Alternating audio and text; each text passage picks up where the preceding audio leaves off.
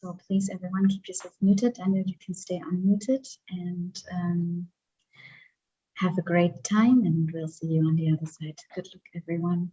It'll be fantastic.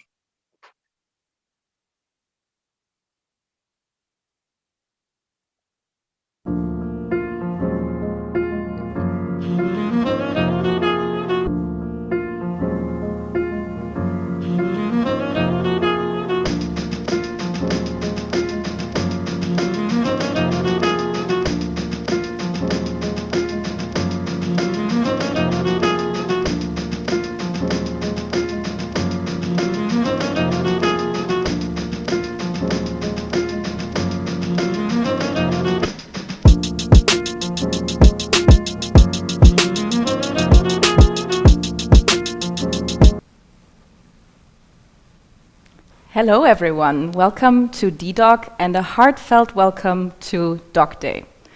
It's the week right after Attd, a conference all about advanced technologies and treatments in diabetes, and I think it's fair to say that everyone who attended this conference is still recovering, catching up on sleep, sorting all their notes and their impressions, and that's why we thought that this would be the perfect moment to connect with the world of diabetes in a different way, focusing on the individual person with diabetes, on diabetes advocates, and on the community. That's really what today is all about. My name is Stephanie Haag. I'm part of the ddoc team, and it is my great honor to host today's Doc Day. And if you don't know what ddoc is, we're a group, a community of people with diabetes and diabetes advocates that was started more than 10 years ago by Bastian Haug here in Berlin, Germany. But since then, we've become a really global, international group and community. And the same goes for docday as well. This started in 2015 in a small cafe in Stockholm, close to the EASD conference. I'm saying close because back then, people with diabetes weren't welcome at conferences like this. That has changed, so in the years after that, we were able to meet at those conferences. However, we were in rather small back rooms, sitting in circles, so just diabetes advocates connecting and exchanging their advocacy stories, sharing their work. That was amazing, don't get me wrong. I'm thrilled to have been at many of those Doc Day events, but really since we were forced to go online and completely rework the format of this event, I believe that Doc Day has become what it really was always meant to be.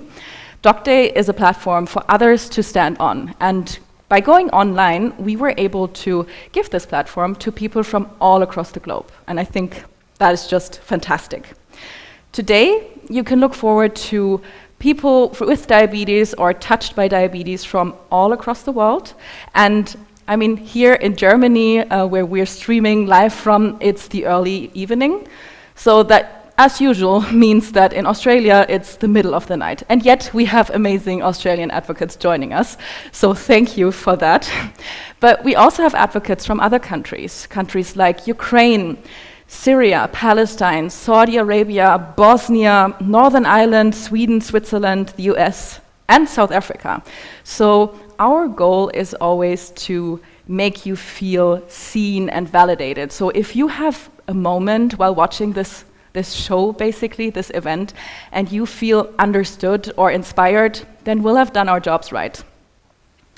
So please don't just sit and watch. Do go online, join the conversation, tag us in everything you're doing, use the hashtags ddoc and docday, and just be part of it.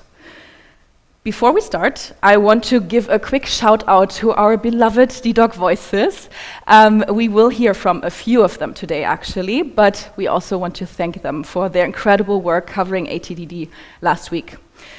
The ddoc Voices program is something that's really close to our hearts. We've been working on this for a couple of years, and it is amazing because it brings people with diabetes to diabetes conferences.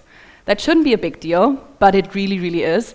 And with the scholarship program, we are able to cover their cost for travel, accommodation, and registration.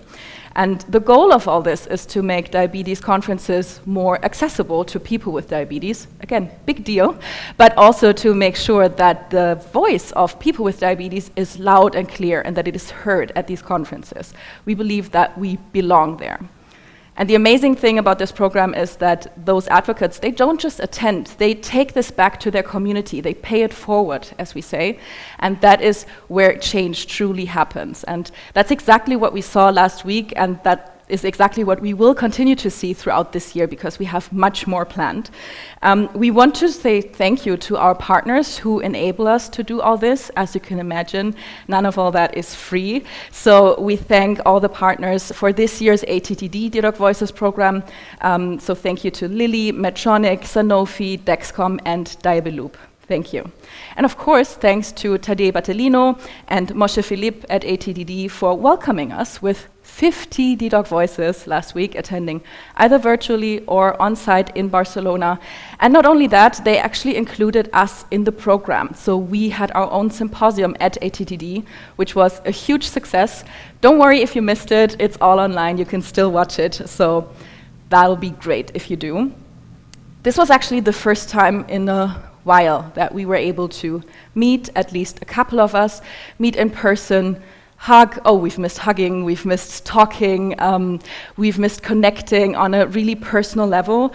But we have also learned more than ever to harness the power of the online world. So we have decided that Docday, this event format that you're part of today, will remain online, virtual, because it really is global now. So Docday is a platform for others to stand on, and that's exactly what it is now. There will be more doc days throughout this year, so we are planning one for EASD and ISPAD. We are also planning one for World Diabetes Day. Please join us for that. On top of that, there will be more symposia, projects. If you want to partner with us, please reach out. We're already starting to work on that. And now one more thing before we get started, because I know that you're not here to listen to me, but to listen to these amazing advocates that I've mentioned. We do want you to stay on after Doc Day. So don't just shut your computer and go to bed. Please don't. Stay with us, because we're hosting Doc Night right after. This will be kind of a virtual after party where we can hang out in a virtual room, have virtual drinks. I know it sounds really cheesy, but it's actually amazing and so much fun. So please join us for that as well. Now that we're getting ready to hear from diabetes advocates across the globe, I do want to say that some of these topics are really fun and celebratory. Some are a bit harder to stomach. For us, it's really important to include the highs and the lows in life with diabetes and in life in general. So the first topic we're talking about today is Ukraine. You all know the war in Ukraine has been raging for 70 days. And really, it started way earlier than that. We don't know when this war will end, but we do know that people with diabetes need support. And that is why the Spare Rose campaign is really important to ddoc. We are part of this campaign, and it has been focusing significantly on Ukraine since March. And we want to say a huge thank you to everyone who's contributed so far. So we have received $180,000 in community donations, and on top of that, we've received $105,000 in industry donations. So thank you so much to everyone who's contributed to this. Please keep donating. It's sparerose.org. Please keep helping. With all that said, I will give the stage to my friend Daniel Pilov from Ukraine. I met Daniel a couple of years ago in the Young Leaders program, and I'm so happy that he's here today to talk about his experience. Daniel, the stage is yours. Hello, everybody. Hello, who can hear me well. And my name is Daniel. I'm from Ukraine. And first of all, before I begin, I want to say thank you. Thank you to the ddoc team for the opportunity to join, first of all, and share thoughts and situation about Ukraine during the war and about how people with diabetes can live now there. So, I should to be really honest, and I want to begin from the general questions. Yes, it's about how everything started. Yes, how everything began. So 1 month ago, I should move from my native city.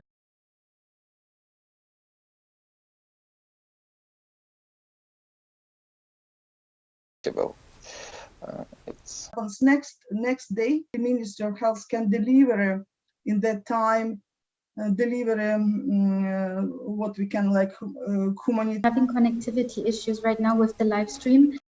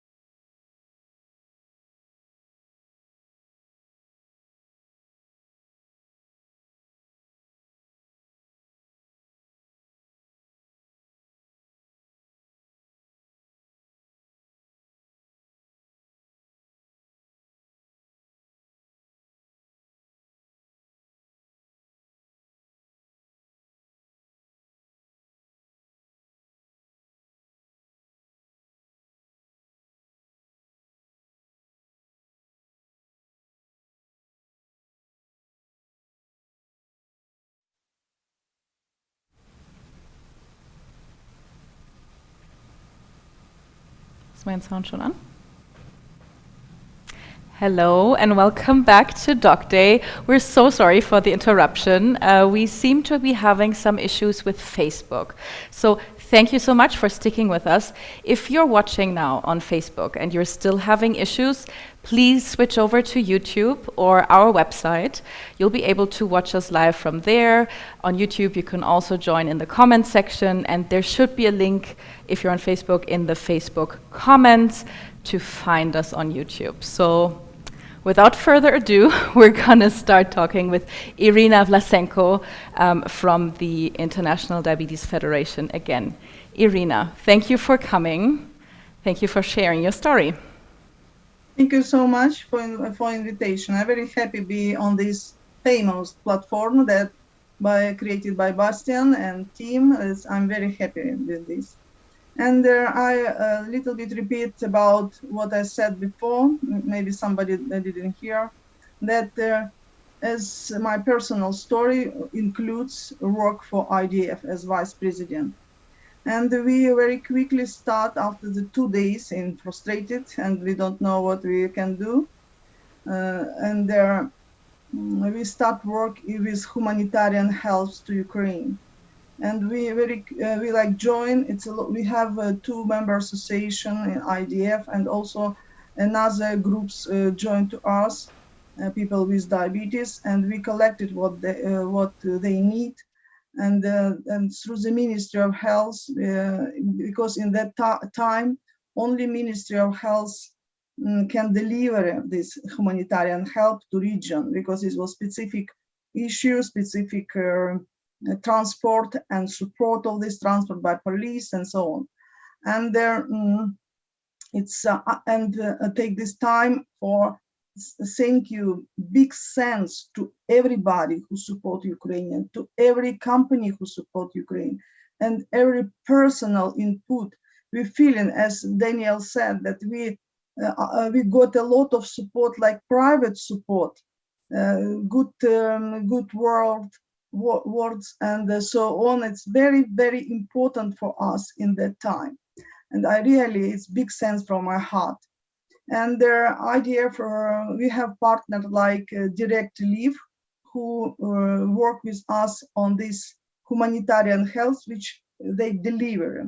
And we send a lot of company to support this. If you want to support IDF, this is through the Direct Relief. And Direct Relief organizes very good team also. They can deliver to us help, humanitarian help, insulin, and another drugs for diabetes, and also glucometer, and also they give money to member association for supporting them.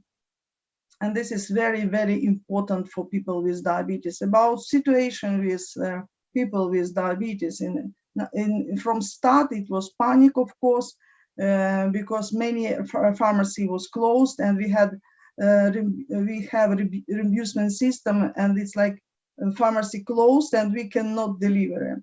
But step by step they start open, and that ministry can manage a little bit better. And now many of pharmacy, like 70,000 work in Ukraine. But in another case, we have problem for delivery in some region which we cannot deliver. You know about like Kherson, about Mariupol, we cannot.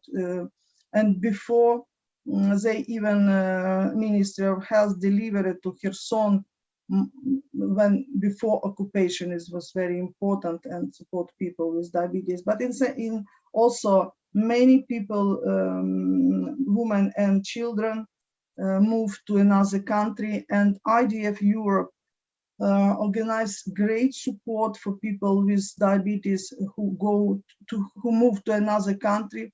We have a page, and you show this, and also they organized great possibility, like the connection Direct Relief with like Polish association. We ask them, we ask Direct Relief to support this, because they mostly people from Ukraine go to Poland, and they give to us big support.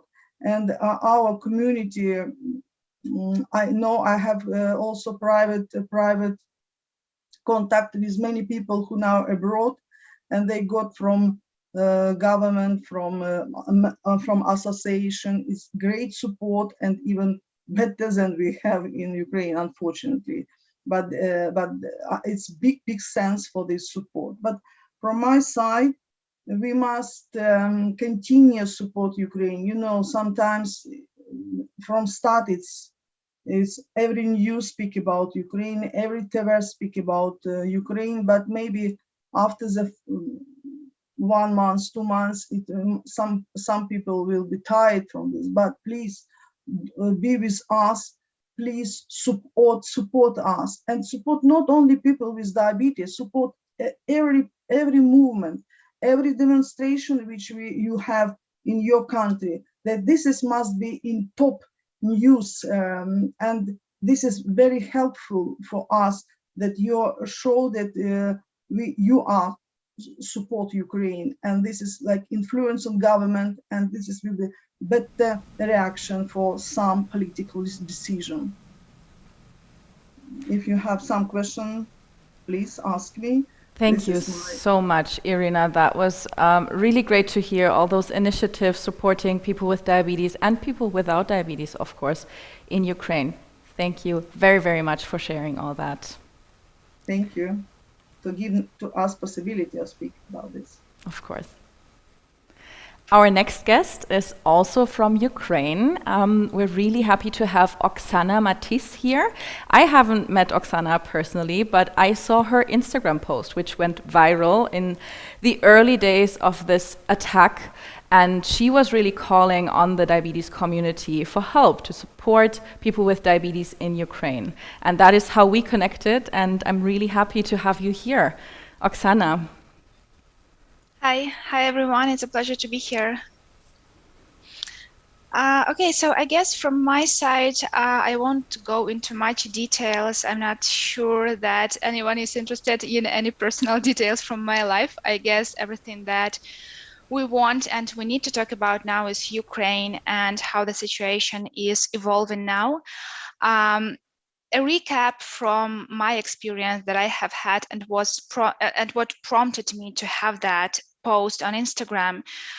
After the initial numbness that war is putting on people, I started seeing that so many my fellow diabetics all across Ukraine started posting that they needed insulin because it was so hard to find any on the territories that were first and foremost attacked. So the eastern part of the country was attacked from the very first day. And as Daniel mentioned, a lot of people needed to move there very quickly because of the rush and because of the situation, the unprecedented circumstances that people were put under. People were living without any necessary supply, any vital insulin storage that they had at their homes. Also, as Irina mentioned, we have this system in Ukraine where we have the access to the insulin from the pharmacies free of charge, luckily. However, we still need to be locally have the contract with our doctor and all of those things that really affected the way that the situation was unfolding for the diabetics. And, we live in a globalized society where every one of us, we have our own voice. And I decided that I need to use mine just in this minor way that I probably will be able to help. Of course, I did not expect any kind of the feedback that I've gotten. I have received so many messages from different organizations and so many heartwarming messages from people, just the personal requests that, hi there, I want to help you. How can I help? What should I send you? People offering the insulin that they had for themselves It was very heartwarming, and I'm so grateful from the bottom of my heart. I'm very thankful for all of the people from Europe, all of the people from the States, from Africa. So many people were reaching out all across the globe, which is, something that I did not expect to that extent. So what I was doing from my side, because I am actually living in the central western part of the country, so I was lucky enough not to need, I did not have that need to leave that quickly, and I'm still staying here in my native town. And I was trying to help those who, first of all, needed to flee. So people from eastern part that were coming here to the central and western part of the country, and also those who were staying there. Because to be honest, and I'm very proud to say that I know a lot of diabetics who decided it was their voluntary decision to stay on the territory that was under attack in Kharkiv and in Kiev to be volunteers. And I was in contact with those people, and I was trying to help them from my side, because as Irina said, the pharmacies were closed. And also the problem that I saw there, that Kiev and Kharkiv being the cities that were under attack the most from the very first day, we had a lot of storages there, like the big pharmaceutical storages. So that is why I think like the crisis that we had was that intense the first couple of weeks. First of all, after having that post, communicating with so many people all across the world, I also got in touch with the local pharmacies, the private ones, that I just got information that they had some kind of this medical supplies that we could share with the diabetics here, that also was needed, and the same goes for the insulin.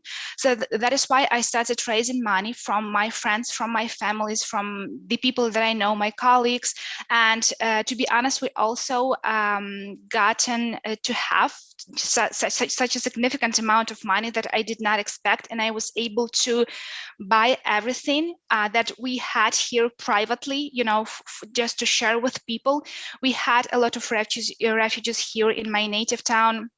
And also I was sending out so many parcels per day. I cannot even tell you. I have made just a small box with all of the tickets that I have, with the checks from the pharmacies, and also the receipts from the post office, because it's so heartwarming and so emotional for me right now, because when you are communicating with those people in need, it initially creates this, the connection between you. And in the unprecedented circumstances like today, like what we have here in Ukraine, I have gotten so many, people, I have found so many people that I am amazed by, and I'm so happy to know right now. And the stories that they were sharing, the situation that they had, it's just so emotional and so sensitive for me right now.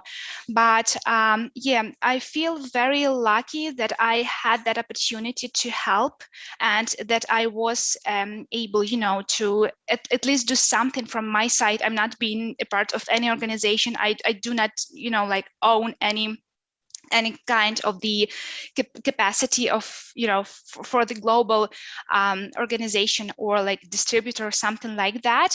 But from my side, I feel very, grateful, and very happy that I managed, with the help of my friends, with help of my family, I have managed to send more than 130 parcels with insulin all across the Ukraine, and it was the personal request. So all of those people there, I knew the history, the information, and I knew why they needed the insulin for. So it was not just because of a pure laziness or the unwillingness to, to do their best to have the access to the insulin. For the majority of people, it was just a challenge to find anything at all at that point, not even talking about the insulin, but even the food, etc.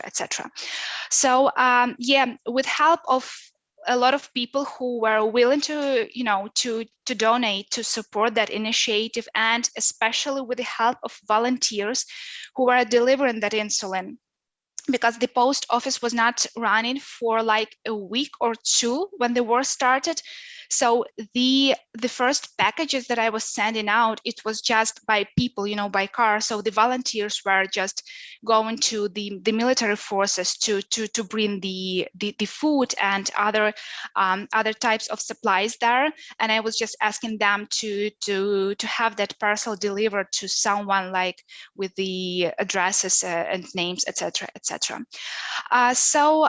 Yeah, at this point, as Irina mentioned, we are luckily having already these like assistant and the organizational and logistic issues completely settled by the Ministry of Health. So luckily we do have that opportunity for now, and we don't have that much dire cases for the diabetics all across the country, but still, because the situation is unfolding so rapidly and we do not know what to expect, I'm very grateful that we keep that discourse running and that we are still addressing the issue of Ukraine, not only for the diabetics, but for all Ukrainians, because the war, the genocide that the Russian troops are exposing our people to, is something unimaginable. That is something that you cannot expect to see in the modern day society. So once again, I'm very, very happy to present and share that experience with you today, guys. If you have any question to me, just please feel free to address those. And thanks a lot for the organization to have that event today. Thank you so much for that, Oksana. I think, again, it's a really important message. Yes, people with diabetes need support, but really all the people in Ukraine need support right now, and that cannot stop. Even as the situation stabilizes in some places, it pops up again in different places. So we need to stay loud. Thank you. Thank you for that. Thank you. And now we have our final guest from Ukraine. I'm very happy to greet Oleg Novikov here. Oleg doesn't have diabetes himself, but we consider him to be a type F, so friends or family. He's been working in the diabetes space for a while now. Hi, Oleg. Hi, thank you. It's my pleasure to be here. My name is Oleg. I'm a designer from My Sugar and volunteer for Insulin for Life Foundation. And I have a short story and presentation for you today. If you can run my slides, it would be awesome, because I have many, many photos that I want to share with you. I have a short personal story about war, insulin, and volunteering. Next slide, please. So like many stories before me, I was waking up at 4 a.m. at this date to the news of cruise missiles falling on Kyiv, my home. My social media was filled with cries for help, and this is basically what I saw this morning. And the map on the right side, those are just the places where the rockets have hit just this morning alone. Next slide, please. One of those rockets fell down near the house of my uncle, blowing up his windows, and immediately this all became very, very personal. And next slide. For first 2 days, I was in shock. I was trying to reach my friends and relatives and understand what I could do, looking for any useful information and seeing many people fleeing the cities. Next slide, please. One of my friends with diabetes escaped to the village near Kyiv, and those photos that you see right now are not from news. Those are the photos from his basement. He found that he himself was on the front lines accidentally, because this was the line of the Russian advance. They were hiding in the cellar for days, trying to reinforce it in case the bombs fall, that they will not be dug under their own house. And this is when I realized that during the war, there are many things that you depend on, like insulin, that you cannot get in such places like this blocked village, which was surrounded by Russians. This is when, being desperate, I reached out to my sugar colleagues and wrote to Roche leadership, even asking for help. And my colleagues immediately gathered what diabetes supplies they had, as you have seen on the previous slide, that we could prepare a small care package and send it to Ukraine. We took a car with my wife and took a 9-hour journey. And during this journey, we were on our phones nonstop, coordinating, finding volunteers within the country to get this package to people who actually need it. As was told before me, no postal service was working at the time. This is why we found out volunteers who were ready to help us and bring this package directly to people. Those photos that you see right now were shared with me later from some of the supply runs. I have many photos like this, to be honest. It's just to show that people who were doing those deliveries in those first days of war were actually risking their lives. And next slide, please. A day after this journey, we received our first photo as confirmation of delivery. Here are paramedics around Kyiv holding the insulin that we have sent, and they were delivering this insulin to people who cannot care for themselves, like old people or people in blocked villages. Next, yeah. So after that, and after this journey, next slide, please, I made the connection to Insulin for Life Foundation, who were inspired by me making this delivery. And we have got our first case of delivering a large package of insulin into Ukraine. This is me and Sarah from Insulin for Life Austria. And next slide, please. And this is our first delivery into Ukraine to the Ministry of Health distribution center. It was approximately 500 insulin pens and various other diabetic supplies. And this is how our collaboration started. Next slide, please. So while we were waiting for our next delivery, we were just buying out the pharmacies in Vienna, collecting money from church of St. Barbara's in Austria, collecting donations by kind people of Vienna to prepare another care package and send it out. Next slide, please. And this is this package getting to Kharkiv on the left side. This is suburbs of Kharkiv, the village of Pokotilivka. And on the right side, those same donations are in Vinnytsia, which was a major transport hub. Next slide, please. After that, we were lucky enough to deliver a very huge care package of hundreds of insulin pens from Insulin for Life US that we have sent out to Zaporizhzhia in response to life-saving requests, because we knew already and we have confirmed that there were children in Zaporizhzhia who did not have enough access to insulin. Next slide, please. And after efforts from our volunteers, this insulin safely got to the hospital, and you can see the doctors here holding it. Next slide, please.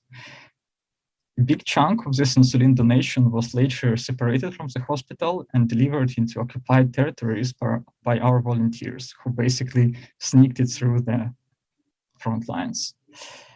And next slide, please. After that, we also tried to focus more on the east, more on the blocked villages or villages under the Russian occupation. Here's a slide from Kherson, where we managed to deliver a box of insulin from Insulin for Life Luxembourg to a children's hospital in Kherson. Next slide, please.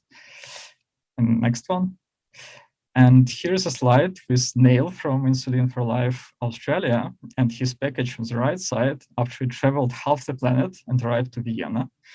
This is the same boxes, which were later packed into thermal containers to prepare individual care packages for small communities. Every care package had needles, insulins, a little bit of test strips, and insulins of long-acting and short-acting kinds to supply people with everything that they might need. And this is how we sent it out from Vienna using, again, more volunteers from a taxi service who just shipped it out to the border and gave it to the hands of our friends. Next slide. And then we started distribution of this insulin to the villages like Bucha, Hostomel, villages around Odessa, villages around Kharkiv, basically to all small communities who were at time forgotten by everybody else and did not receive centralized help. Next slide, please. And I have many, many pictures like this with people who are holding those packages. And personally, I find this very inspiring and heartwarming. Next slide. Those are photos that you see right now. Those are from Bucha, and they were taken right after the liberation by Ukrainian forces. Those were the first days, and even before, we all knew what actually happened there. Next slide, and more pictures from the same places, and I have hundreds more. I want to share one last case study with you. Next slide, and the next one. I was lucky enough to receive a 250 kilogram pallet of pump supplies, infusion sets, reservoirs, and everything else that you need as a pump user from Insulin for Life US.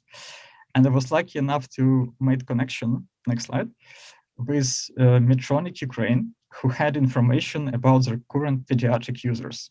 It so happens that most of the Medtronic pumps in Ukraine are used by children. And after the start of the war, many of those children changed their place of residence. Many people fled to the west, and we didn't know how to reach them. but need Medtronic uses. So we established collaboration with Endocrinology Center in Lviv, coordination with Medtronic, and then we started targeted distribution of care packages of pump supplies to children specifically across the whole Ukraine. Next slide. So here are a few pictures of children after receiving those packages. I have many, many photos like that. You can switch to the next slide. Of course, not everybody sends the photos, but we have literally thousands of recipients. And I'm very lucky that I had the opportunity to participate in something like this. And currently, next slide, please. We have much more donations coming in from Insulin for Life. We're going to continue distribution of pump supplies, and we're going to continue to focus on the eastern parts which are suffering from war. And the picture that you see in front of you was paid by children, and it says, "Thank you for the treasure and thank you for help." That's all. Thank you for having this chance to speak to you today.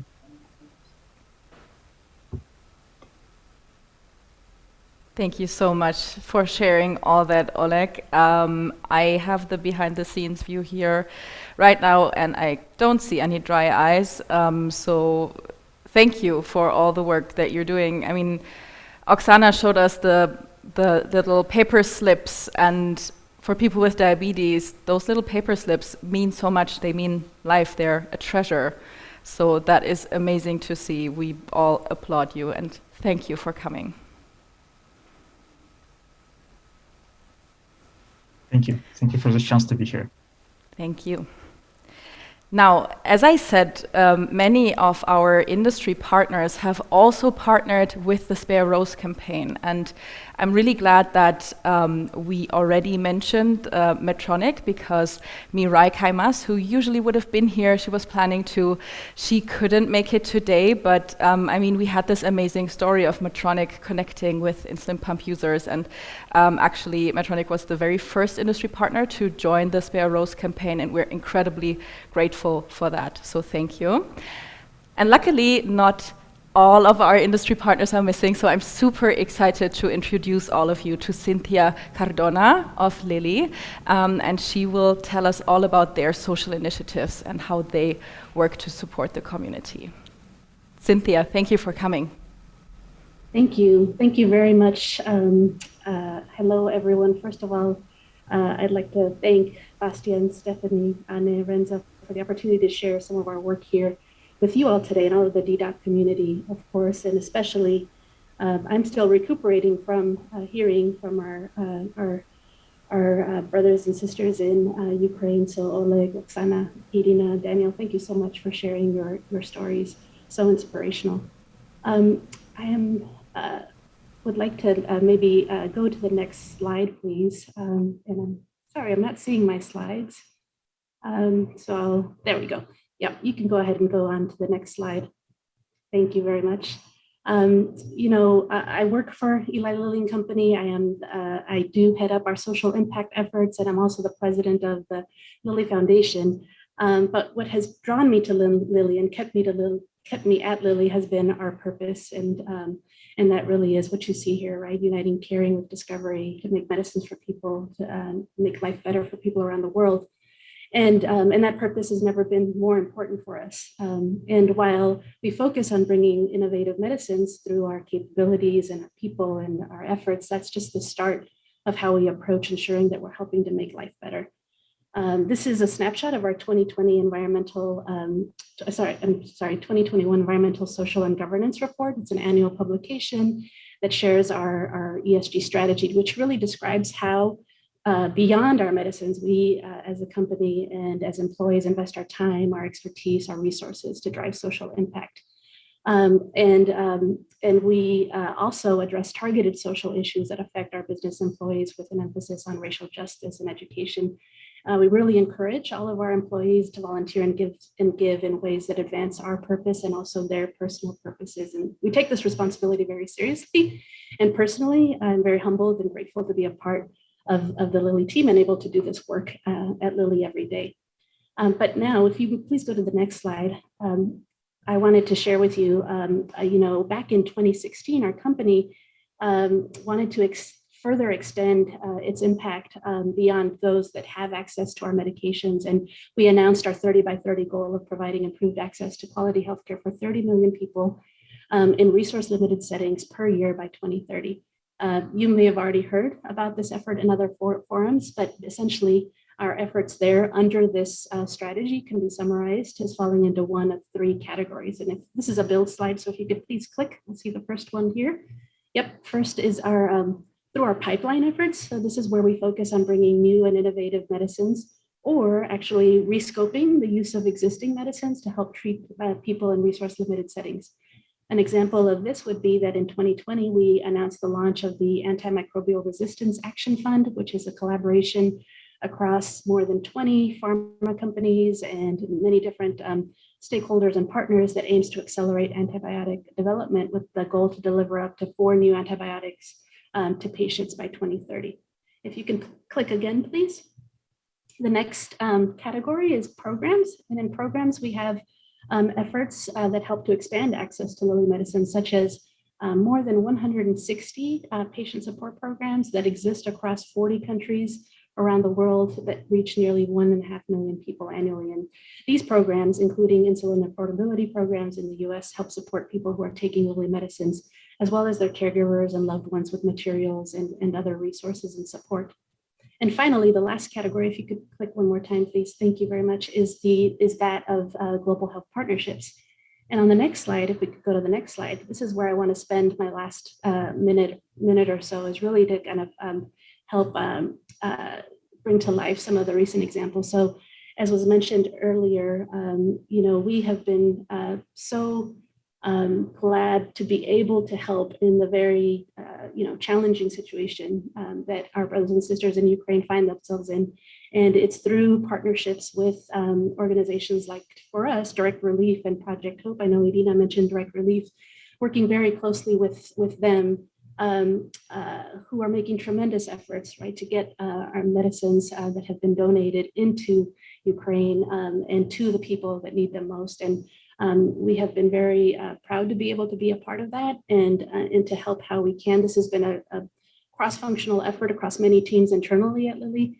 But what you see here on the left-hand side is a tweet from the Ministry of Health in Ukraine, commenting about some of the insulin donations that had arrived. And that picture is actually one of a donation that was made by Lilly. So again, we continue to support the efforts and do what we can there with additional contributions, both from a product donation side and then on the Lilly Foundation side, some charitable donations to other partners that are also assisting with the humanitarian efforts. And then on the right-hand side, we have our efforts with Life for a Child. We announced maybe at another forum with this community last year, the fact that we've expanded that.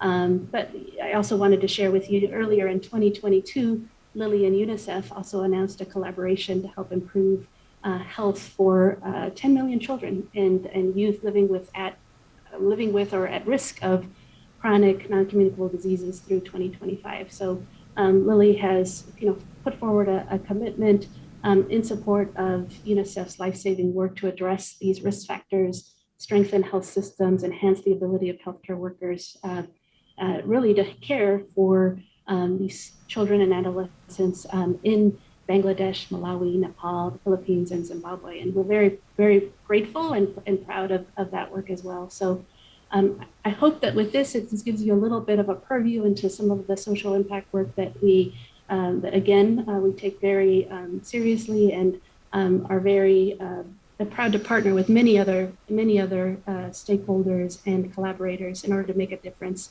and make life better around the world. Thank you very much. Thank you to you, Cynthia. This is incredibly insightful, and we all know how much this support is needed in the community. So thank you for sharing all that. Next up, I'm very happy that Nadia Aissa is joining us. She is a representative from Sanofi. And Nadia, we're so happy to have you here and also share some insights about the social activities focusing on the community. Thank you very much, Steffi. Thank you, Hane, and thank you, Bastian. I'm thinking about him right now. First of all, I would like really to thank everyone for the opportunity to host us as a pharmaceutical industry among all of you, meaning the diabetes community is quite large, and each of us is bringing his piece and his experience for the community and to help people with diabetes. So on behalf of Sanofi, I would like just to share with you some of the reason why we are doing this every day, why we are working to improve the life of people with diabetes. So if I can have maybe my first slide, please. So we're going to talk about Sanofi and insulin without just reminding you from where we are coming, because it's very important to acknowledge the fact that this is on the side of Sanofi, there is this long-term heritage about manufacturing insulin. And if you look to the history, you will see that the history industrial that we have started at the very, very early stage, as Lily does, by the way, where in 1993 we started to manufacture the very first insulin. And then we have built on the heritage because the Sanofi of today has been constituted by merger or different companies. So it was Höchst in Frankfurt in Germany, and by the way, the manufacturer is still there, at least as the location. Then from Höchst, we went into some merger to become Avantis. Then from Avantis, it became Sanofi Avantis, and then Sanofi as you know it today. And all that in 100 years. In fact, next year, we will celebrate the 100 year of insulin as manufactured by Sanofi. And we are very proud about this heritage because that helps us then to help you on a daily basis. The second reason why we are proud, it's another therapy area, which is vaccines.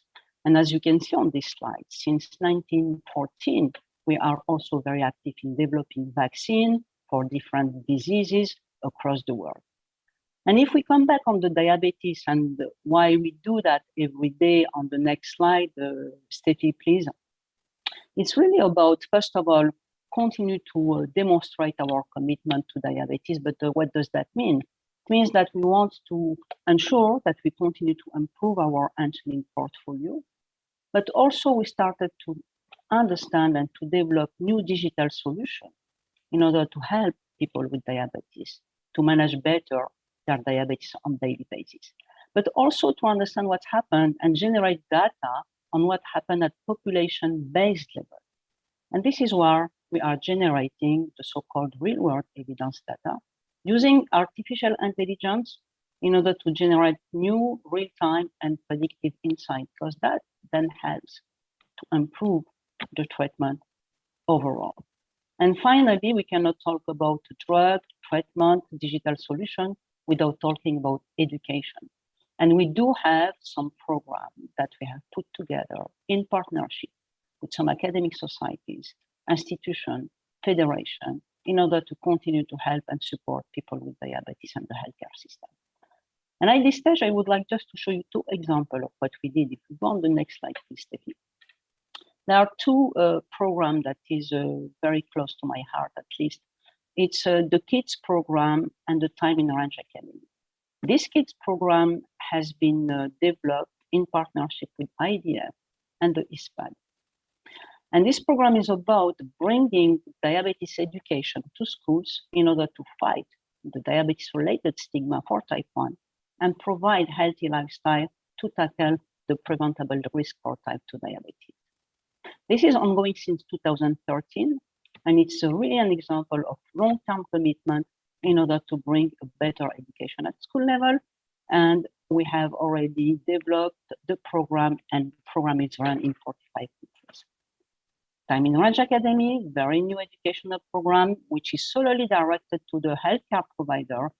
But in this program, which is run by the International Diabetes Center under the leadership of Professor Rich Bergenstahl, they are understanding what does that mean time in range and how to use the time in range to help patients and help people with diabetes to improve their outcome. And finally, the last slide that I have, it circles back to what we have heard at the beginning from our colleague from Ukraine. In fact, we have really, during this crisis, stand up for Ukraine. and we made a lot of donation. I think that the numbers speak by itself. I am not going through all of those, but it's a mix between treatment, vaccine, maybe the number of people that has been treated, 22 million all across the different diseases, and 5 million euros for humanitarian help. And finally, I will finish with something that happened only yesterday. We have launched the new Sanofi Foundation, which is called the Foundation S. And this foundation is our philanthropic approach to care. And there are 3 therapy areas. There is the childhood, at least 3 areas and objective. One for the childhood, so the kids program is completely falling in that one. The increase the health resilience for the vulnerable population, specifically impacted by the climate change and the pollution. And finally, to continue with humanitarian donation whenever it is needed, and we hope that it will never again be needed.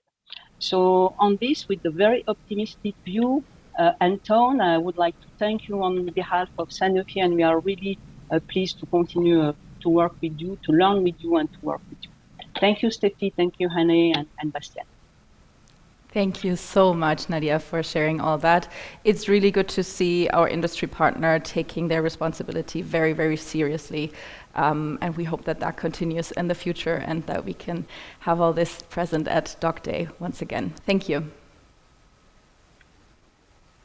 Now, it was very important for us here at ddoc to talk a lot about Ukraine today, but we also believe that there are many other crises, countries, war zones, and issues that also demand our attention and our support. So we specifically decided to invite a person with diabetes from Gaza, from Palestine. I'm so excited that Mohammed Seyam is here to share his story of advocacy growing up in Palestine, in Gaza.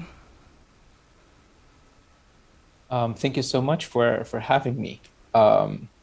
Of course, it's a pleasure to be here and share my voice and my experience as a diabetic in the Gaza Strip.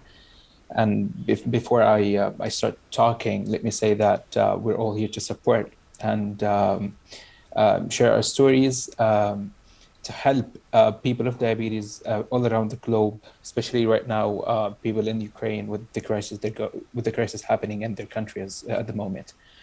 So to start things, I'll be more specific to talk about the Gaza Strip in particular, and this also reflects on every other city or place around the country of Palestine. So the Gaza Strip, just to get things undergoing, is under a suffocating siege since 2006, and of course this is surely affecting and damaging every aspect of life in the Strip, and this has left the healthcare system with an ongoing chronic shortage of medical supplies, quantity and quality wise. Here of course, like, people living with diabetes are an important part of the population being affected by everything happening around. And to get things started, we have 2 main suppliers of the primary healthcare in Palestine, the government and the UNRWA, the United Nations Relief and Works Agency. And of course, we have others such as, the NGOs and the private sectors that are working around the country.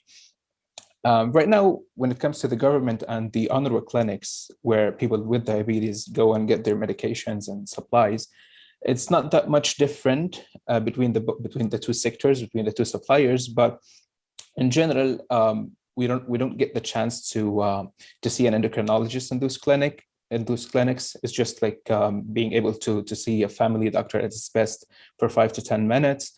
We do lack a comprehensive healthcare system generally. So just like you only see a family doctor or a general practitioner, and that's it. You won't be able to see a nurse or a dietitian or a psychiatrist, for example, if you want some help. We don't have a national database or registry system. We don't have access to all required and needed types of medications, especially insulin or other diabetes medications. And we have completely zero access of diabetes technologies in the Gaza Strip. But generally, when you go to those sectors that I've just mentioned, the government or the UNRWA clinics, you'd be able to get some sort of insulin. In the UNRWA clinics, you can get test strips as a type 1 diabetic. You won't be able to do that in a governmental clinic. Therefore, most people being treated in the governmental clinic tend to buy their test strips out of their own pockets, or some people, especially children with diabetes, rely on NGOs, funds, and donations to get the supplies that they need.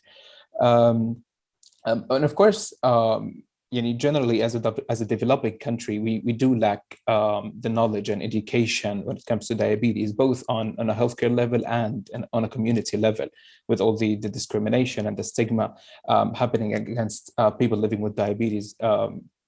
Therefore, diabetes communities and support groups experiences in general tend to fail, mostly because of what I mentioned earlier, and how people with diabetes and the community in general treat people with diabetes, treat other people with diabetes, or look at other people with diabetes. So I've been advocating for diabetes for almost 4 years right now, and throughout my journey, I have experienced and learned a lot due to the current situation in my country, other people's experiences, what I've heard and what I've experienced myself, me meeting a lot of other diabetics in the country, and of course from all around the world, whom I consider part of like family members for me. And I'm someone who believes that believes in the diabetes community and the power that we all have. And I believe that we're all like amazing human beings that can change not only our lives, but also the world itself, the whole world. And in the Gaza Strip, we have done a few things. So I'm going to share some milestones that we've been able to get throughout the past 4 years. The first one is that we were able to get or to conduct the first ever diabetes camp in the Gaza Strip that happened 2 years ago, and currently we're thinking about conducting a new one, maybe this summer or maybe later this year. The second thing is following the attacks on the Gaza Strip, the Israeli attacks on the Gaza Strip last year, exactly 1 year ago, we were able to support and help the diabetes community with a lot of emergency kits, and finally we were able to get insulin analogs, insulin pens available for free for every person living with diabetes in Palestine, all across the country, which is extremely beneficial, extremely helpful for everybody, because people used to compromise and sacrifice buying goods and food for their families or for their children to buy the basics of what they need to survive due to the expenses of the supplies, especially talking about analogs and test strips,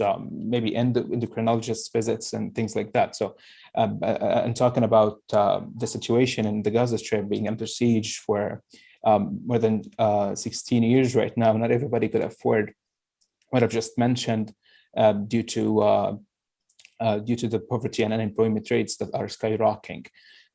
We're currently working very hard on developing a national diabetes guidelines with the help of the government, the UNRWA, and of course a lot of the policymakers that we're in contact with.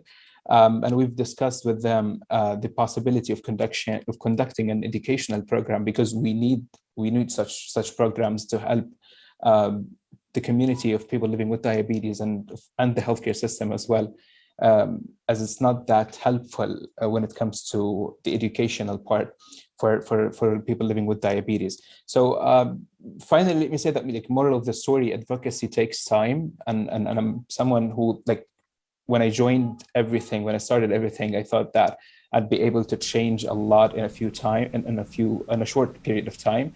But it takes time, and changing the healthcare system or talking to a policymaker or a decision maker is not as easy as we might think.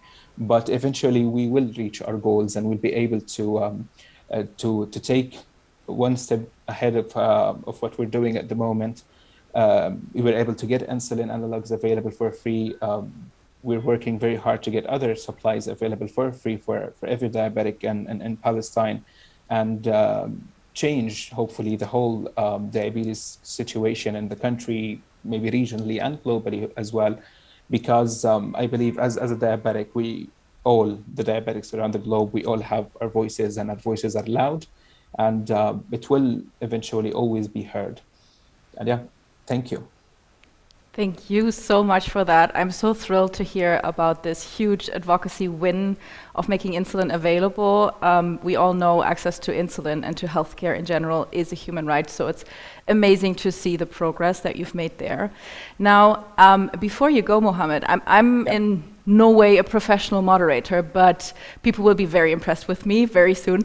Your last name, explain to us why it matters so much to you with just a few words. Yeah, well, most of the people around me, people who know me, call me fasting. As a diabetic, this means a lot. My last name is Siyam in Arabic. In English, it means fasting. Yeah, last month we had Ramadan as Muslims, and we fast during Ramadan. So most people, it's just like my nickname. People, translate Siyam to fasting, and they just call me fasting. So yeah, during Ramadan, I've been called fasting a lot. And as a type 1 diabetic, I do fast during Ramadan, although it's risky, but I do know a lot about diabetes as an educator and as a doctor with a lot of experience. I fast and I advise people whether to fast or not, and I educate them a lot. So yeah, during that last month, I've been cold fasting a lot, and I really enjoy it, to be honest. That's great. It's amazing. So the name is not just beautiful, it's also incredibly meaningful. Thank you so much, Mohammed, for joining us. And now we will be talking much more about fasting. We're going to be talking about Ramadan. And I'm so happy to have Ahmed Al-Kashami here joining us. He is one of the ddoc voices, and he will share some of his personal experiences, but also a really exciting project that he's been working on with the whole team. Hi, I'm Ahmed from Saudi Arabia, and glad to be here in ddoc. Talk about some of my experience, and thank you all team ddoc and all the community. I was diagnosed in 2008. Since then, I have been fasting Ramadan. None of doctor before said to me that if I can fast or not. They just ask, are you fasting or not? Or are you planning to fast or not? Because I think, because I was diagnosed as an adult. That's the case. But after joining the T1D community in 2018 and educating myself a lot, and I learned a lot about type 1, about myself living with type 1. I learned that some people who cannot fast because of maybe their readings going low or high, depending on how their health before Ramadan month, or how their experience last year. Many things that will affect the decision. But if they will decide to fast, we must break the fast in case of high or lows. And that and there are guidelines from IDF DAR to evaluate if you can fast or not, and what you can do to fast. If your doctor said you cannot fast and you decide to not fast at all, you can pay or give food for poor people, or for people they cannot offer the food for each day you will not fast. But about myself, I usually break my fast a few days every Ramadan because of the law that's since 2008. Sometimes it will be 3 days, 5 days, depending on the how could I control my blood sugar at that time.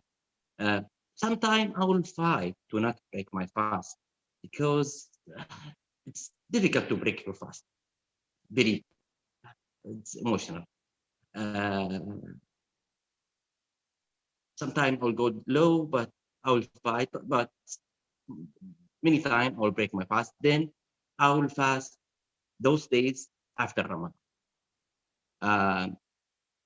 But during the last years, the last Ramadan, we just finished last Ramadan, when I changed from NDI to DIY closed system, that changed many things in my life. One of the things that changed in my life, it's late Ramadan, my fast days, any day, because of diabetes. That's big change in my life. And we can see in the slide here that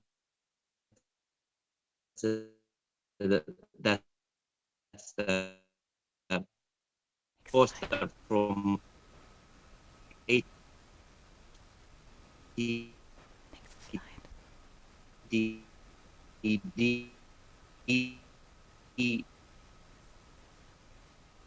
2021.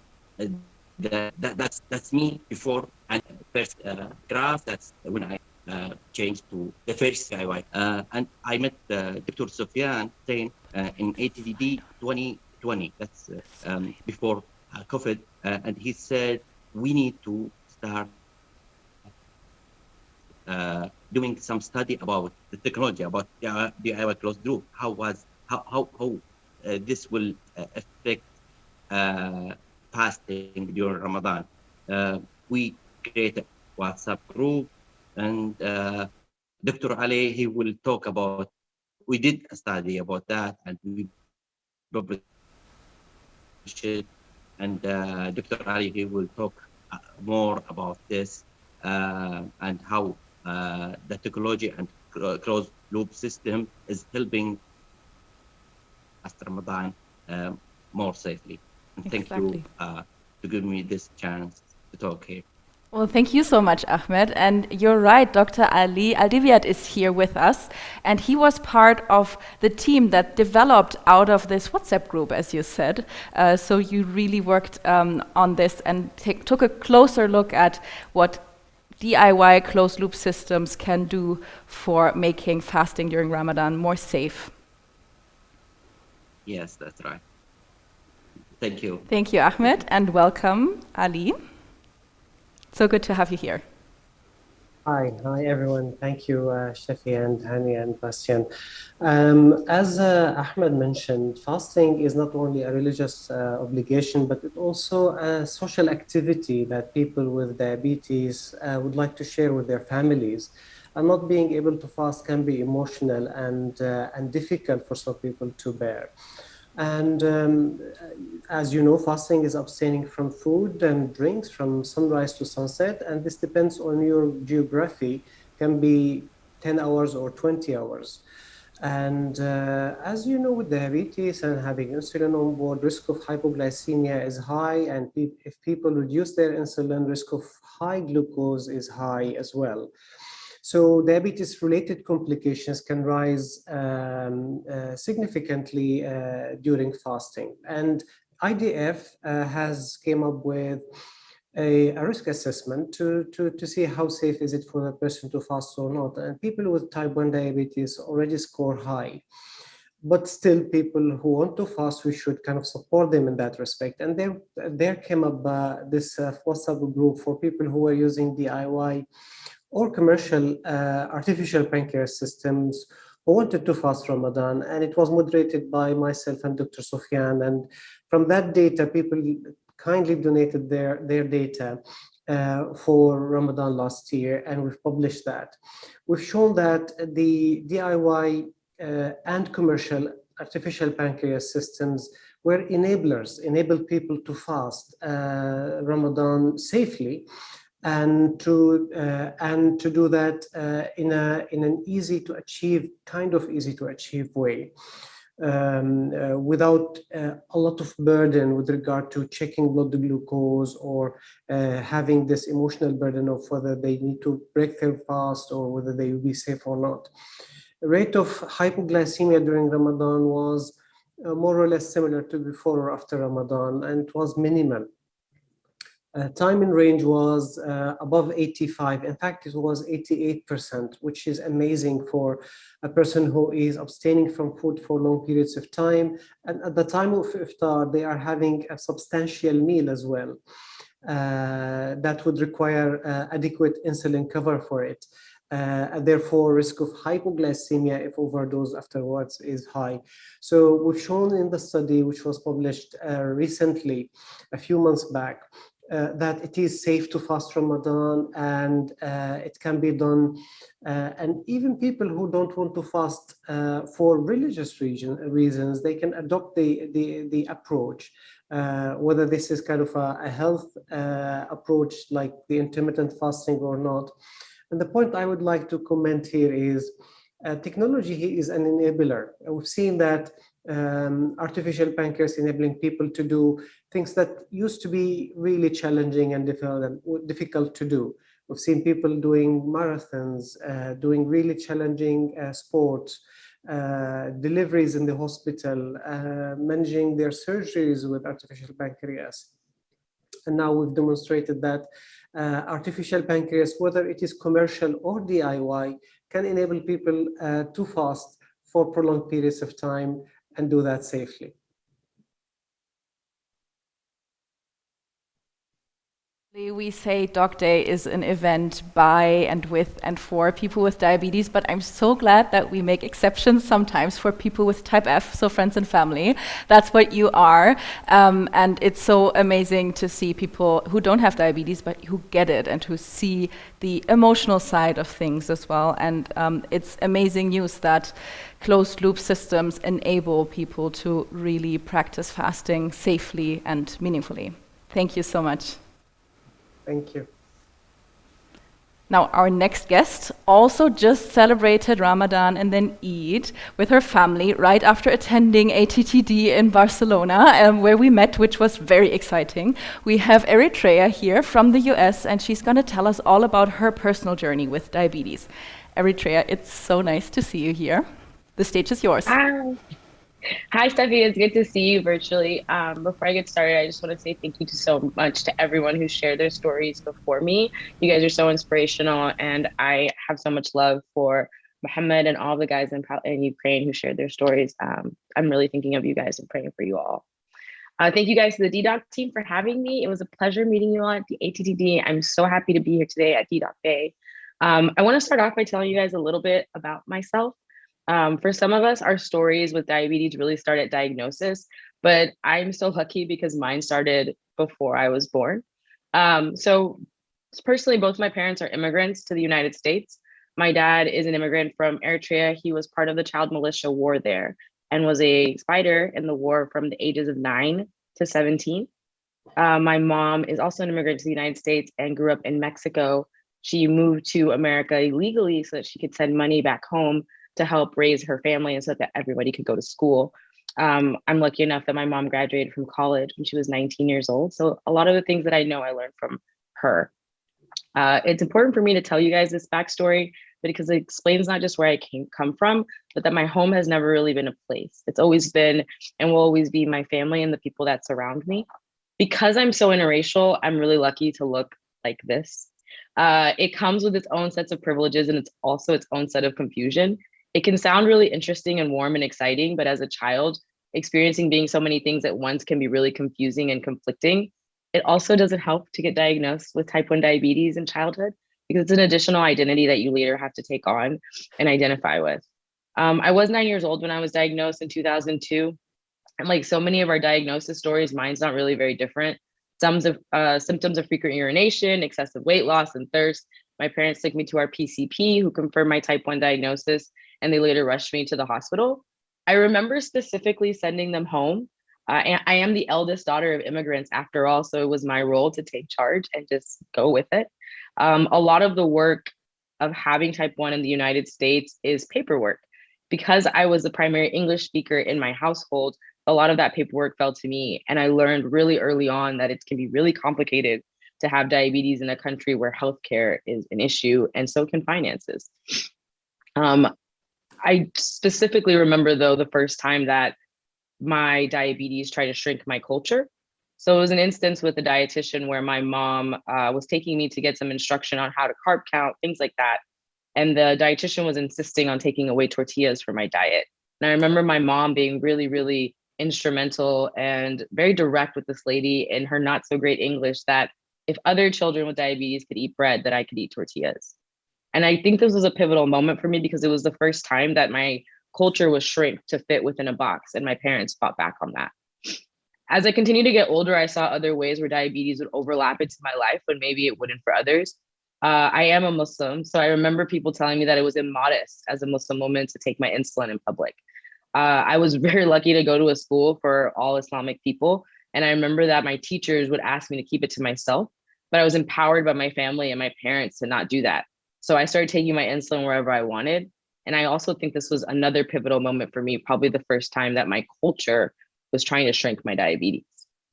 As I got older and more comfortable with my diagnosis of type 1, I kept running into things that would shock and confuse me.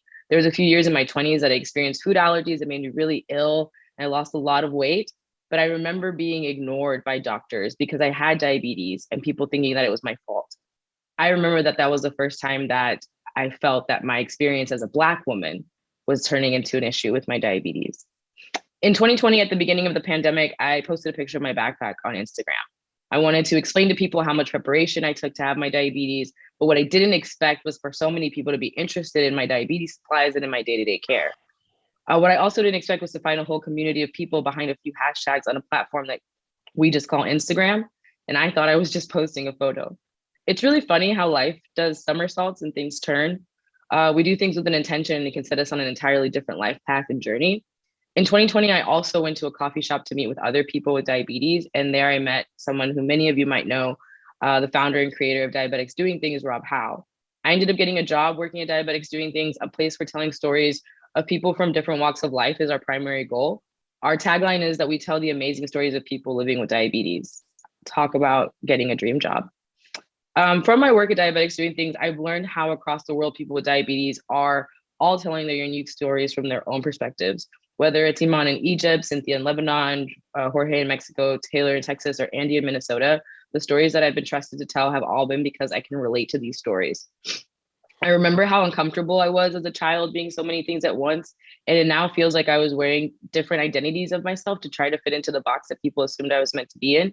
It was in these last 2 years of my work at Diabetics Doing Things and now the Diatribe Foundation that I realized that my ability to understand multiple complex human situations is really just my superpower. I don't have to be just one thing because I'm just supposed to be me, just like all of us are just supposed to be us. I have been trusted to help tell these stories of others, and I get to learn so much because I am who I am. That's incredible in itself.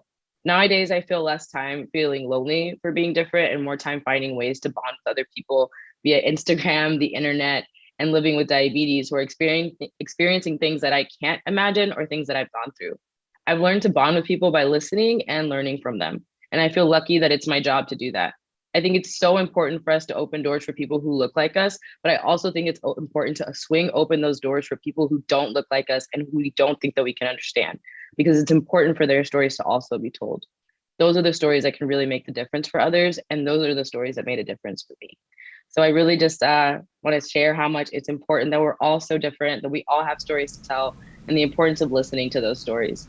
If you want to hear more, please definitely check out Diabetics Doing Things. It's available on Spotify, Apple Podcasts, and everywhere you listen to podcasts, as well as the Diatribe Foundation, where we write articles to help people with diabetes every day. Thanks, guys.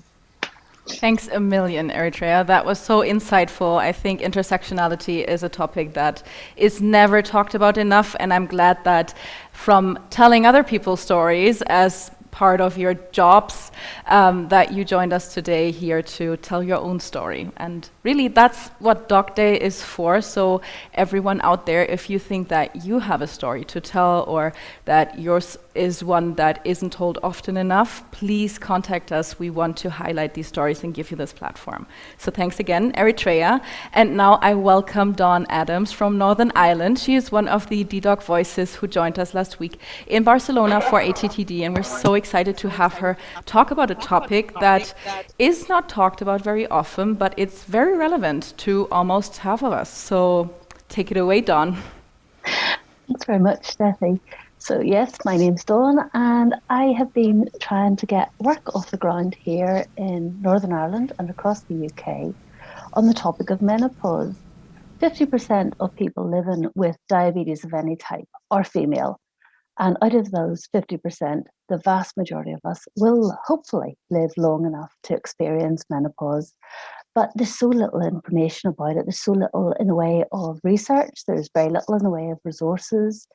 We don't know the impact, long-term impacts of hormone replacement therapies. We don't know what impact menopause itself has on blood glucose levels. And I've been working with researchers in Ulster University, and I've been working with a team from Diabetes UK to try and lift this issue up out of the ground where it's hiding. It's basically squirreled away in the background of all the things that we as folk with diabetes face in our lifetime. So things that I have been able to achieve in the past year, I was responsible for hosting a Zoom session, which was attended by over 120 women and a couple of men from across the UK, Ireland, New Zealand, Canada, and Australia. And from the work that was done there, we've been able to start putting together proposals for research projects.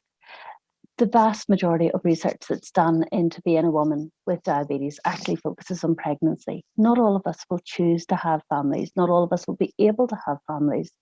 Not all of us will want to have families. And yet every one of us who was born with a womb, with uterus, with ovaries, are going to experience menopause at some point in our lives. So it is an issue that does need to be discussed. It is something that we need to find out more information about, because we don't know how the hormones, that the hormone increases and the hormone reductions around menopause times in particular, impact our blood glucose levels. And there are a group of us in the background trying to compare our lived experiences of this life. And we're hoping that the work that we can do is going to mean that those following in our footsteps are able to learn more, to know more, to understand more about what's going on. When we've spoken to older women living with diabetes, because they were finger pricking, in some cases they weren't even finger pricking because it was such a long time from they've gone through that phase of their life, they haven't had no idea what impact the hormone changes have on their blood glucose levels. They're not even really able to talk very much about what impact menopause had on their diabetes management, because if you're trying to recall what your HbA1c was from 30 years ago, that's not quite the easiest thing to remember. I don't think I would be able to remember my HbA1c from 30 years ago, to be perfectly honest with you. So we do feel that it's something that we do need more work, more research into, and hopefully in the coming next 5 years, we'll start to see this area beginning to get more awareness as more clinicians start to listen to us and ask us questions about our lived experiences, and as we're given the opportunity to start being involved in research. Thank you very much. Thank you, Dawn. I think this is really important work that you're doing, and it's so interesting, a bit frustrating, and at the same time inspiring to see that once again it is up to the people with diabetes to put this on the agenda, because I think it was very similar when it comes to information about pregnancy with diabetes, that people went on the internet looking for information, saw that there was very little, so they started creating that, and I'm glad to see that somebody is doing that now for this topic. Thank you so much, Dawn. Thank you very much. Now, our next guest, I'm very excited for, because last week I finally got to meet her in person as well at Attd. I'm talking about Greta Ehlers, one of my favorite people on the diabetes internet. And I follow her and saw that she was going through something that I went through a couple of years ago when I switched to my pump from MDI. Diabetes tech is an issue really close to everyone's heart, but at the same time, we all feel like we shouldn't push it on people. We should make sure that everyone has access to diabetes tech, but we shouldn't push people towards these things. It's not for everyone, but Greta made the decision for herself. She wanted to move on from MDI and try an insulin pump. And Greta, tell us about that experience. Hello everyone, I'm really glad to be here, and it was so lovely meeting some of you in person, including you, Steffi, last week. So yes, I was diagnosed with type 1 diabetes actually 19 or 18 years ago. And I've always only ever been on MDI up until, I think, February. And I've always been really happy on MDI. I never felt like I had to switch to a pump. And then I met someone from Medtronic at a Swiss conference here in Switzerland. And he was just curious why I'm still on MDI, because people are not in Switzerland. I feel like a lot of people who do have type 1 are using a pump. And I said to him that I've just really been I've never really considered it, because I've always been happy on MDI and I didn't want to commit myself to a pump. I know it's a bit different depending on where you are from, but I think in Switzerland, you sign a 4 years contract. And I didn't even know whether I liked it, because I've been really happy on my pens. So I got a trial pump for 2 months, I think. And he told me, you can try it out. And if you don't like it, you can feel free to go back to your beloved pens. So I tried it. I did really like it. And yes, now it's my 3rd month on my pump and I'm really happy. It's been a huge change. It's been really, really frustrating, especially the first 2 weeks. But I actually do feel like it makes my life, and especially my nights, a lot easier. Oh, I can imagine. Tell us, you said it was frustrating in the beginning. What was that like? And do you maybe have any tips for people who are about to make this change? Tips that I would have loved to have heard beforehand? Yes, I think the most frustrating part was like trying to figure out my basal rate.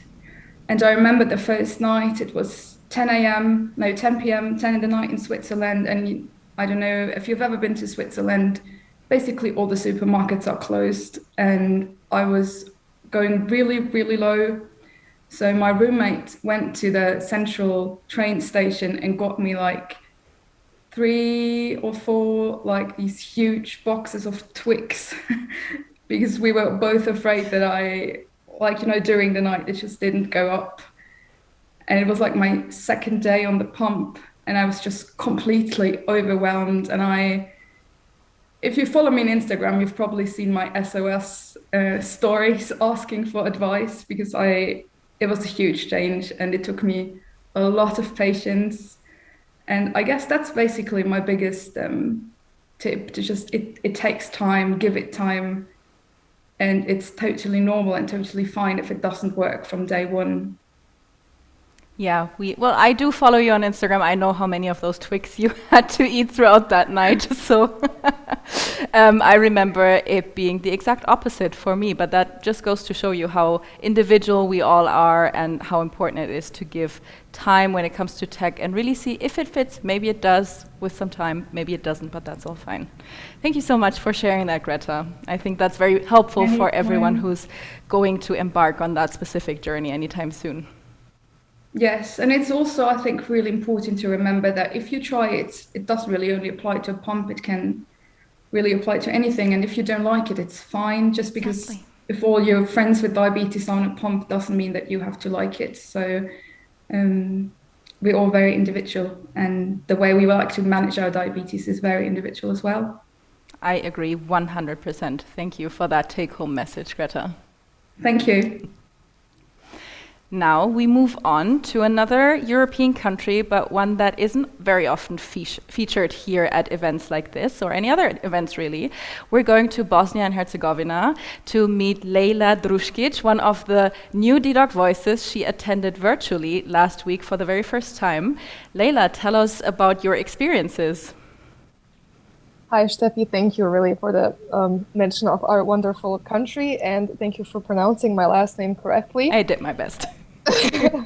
So for someone coming from a low-income country that really doesn't have access to many things, it was very interesting to attend such a congress as Attd, because I got to witness so many new innovations in tech that I can only dream about, and all the other people that come from other lower income countries. And it's really interesting to see the imbalance in the world when we talk about the diabetes, like in generally to access to care, because in Bosnia we don't have access to CGMs in most of the country.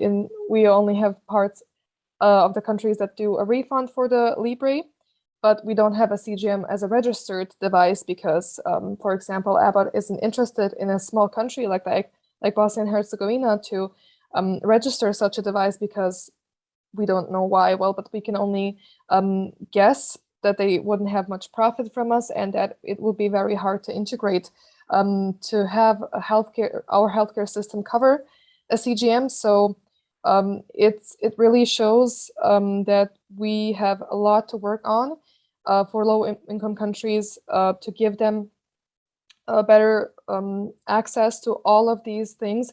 Because when I see someone talking about looping, I'm like, okay, so what is this now? Like we don't know what this is. And I also saw a lot of HCPs from my country attend Attd, which I was happy about, but like I can only imagine how confused they are when they see all of those other HCPs talking about so many innovations, and they can't apply that to their patients or don't understand how to apply that to their patients. So it really shows that coming from a low income country, you really don't have any idea what it's like to have those privileges. And it really like showed me that I would love to have access to all of those things. I would love to try all of those things. I see that people have an easier life with all of those things. And I think that, yeah, I'm gonna keep advocating for all of those things. And for all the people that come from a low income country, I definitely feel how it is, because, for example, Bosnia isn't even in the European Union, and even that shows that it's really hard to live in such a country and have access to care, because it's really bad. So I don't know if you have any other questions, or should I tell you more about the wonderful life of having diabetes in Bosnia? Oh, the wonderful life. No, I'm really glad you're speaking on this so very clearly, because the contrast is huge, right? Bosnia is not far away from Germany, but I have access to all this technology. I can think about whether I want it or not, and people in other countries so nearby don't have access. And I think it's really commendable that you're such a loud and engaged advocate. And I have a question for you, basically. What can the diabetes community do to support people in lower income countries in the fight for access? So what can the diabetes community do? That's a really good question, actually. I would love to see more support towards lower-income countries in the way of that all of those pharma companies finally start having conversations with advocates in those countries, because we don't have many HCPs that work in diabetes. We don't have access to basic care. We don't have access to that tech. So those are very big imbalances that need to be addressed, and we do need the support in the way of education. For example, Germany has an education for diabetes educators, but like Bosnia doesn't have something like that. So integrating the educational programs, integrating health programs, donations for people with diabetes in Bosnia would be very good to see. So in the way of seeing the community and seeing everyone from countries that are more developed than low-income countries, investing them in smaller countries and countries that don't have access would be really good. And I think it's more about collaboration, about openly talking about the problems and speaking up about corruption that also exists in low-income countries, which is one of the biggest problems in Bosnia. So giving that support to those advocates and giving them a platform like ddoc did for me, and I'm really grateful to be able to talking about my country. And I believe that anyone coming from a low-income country being able to speak up about the problems that come up in their countries is very grateful. So just to sum it up, to give people support they ask for, because everyone has a specific need, and giving them a platform to speak on and to speak the truth and to call out all of those problems that we need to address. Very clear call to action right there from Leila. Thank you so much, Leila, for taking the time to join us today. Thank you again for everything you do. Thank you. And now we're moving on to a high-income country, I would say, generally speaking, but still access to healthcare and access to insulin specifically is a huge issue in the US. So I'm so thrilled that Zoe Witt, an organizer from Mutual Aid Diabetes, is joining us tonight. Zoe, tell us more about the work that you're doing. Hi, thank you so much for having me. I was actually in the hospital just a few days ago due to DKA from a bad pod site that happened overnight. But I'm really glad that I can be here today to talk to you all. I thought I was going to spend a lot of my time discussing how I rationed insulin for 9 months in 2018 while employed but uninsured in Seattle, because I couldn't afford to pay $600 a month for it. But recent developments in America should be addressed. And don't worry, you'll understand exactly how this is directly connected to diabetes and the vital work my group Mutual Aid Diabetes does. For context, I grew up in a rural part of Washington State, only a 15-minute drive from the Canadian border. I was diagnosed with insulin-dependent diabetes at 7, and I'm 27 today. While I attended junior high and high school, at least 15% of the student vehicles in our parking lot had Confederate flags on them. These known hate symbols didn't violate any school rules. I didn't learn that the US had internment camps during World War II for Japanese people until I was 16, and I wasn't educated on white supremacy until I graduated university at 21, and those were elective courses not required to get a degree. At the same time I was coming off my insulin drip in the hospital on Monday night, it was leaked that our highest court will soon eliminate Americans' right to abortion by overturning a previous court ruling. We all know that diabetics have high-risk pregnancies, and this will certainly mean more death for our community. Fascism has always existed in America. It's the reason they don't teach us about our country's own history. It's especially existed for those of us with extremely marginalized identities: Black, Indigenous, trans, undocumented, and disabled folks, including diabetics. But the way this leaked court document is written, it's clear they're going to come for all of us soon, even some of the more privileged. Recently on Diabetics Doing Things, I said would probably be an undeniable fascism within 5 years, but now it seems imminent. While the Republican two-party system sprint towards fascism, the Democrats, who crush leftist and anti-fascist opposition, walk towards it. The Democrats in power right now could change our laws to codify our human rights, eliminate student loan debt, and give everyone free insulin and healthcare, but they won't. Instead, they're using this to fundraise for our next elections they'll no doubt lose since they haven't accomplished anything while controlling our government. These politicians allow diabetics to die from rationing insulin due to our unregulated drug market. They let Eli Lilly, Novo Nordisk, and Sanofi price us out of our eyes, our organs, our limbs, and our lives. We know that 1 in 4 insulin dependents in America ration insulin, but a recent MAD survey suggests it's closer to 1 in 2. These systems are not broken. They're working exactly as intended. They benefit the millionaires, the billionaires, the corporations, the politicians in power. We know how much our government spends on our military to perpetrate atrocities around the globe, all at the expense of the rest of us, who they work nearly or completely to death with no health care. This is why Mutual Aid Diabetes, or MAD, chooses to operate outside of the government.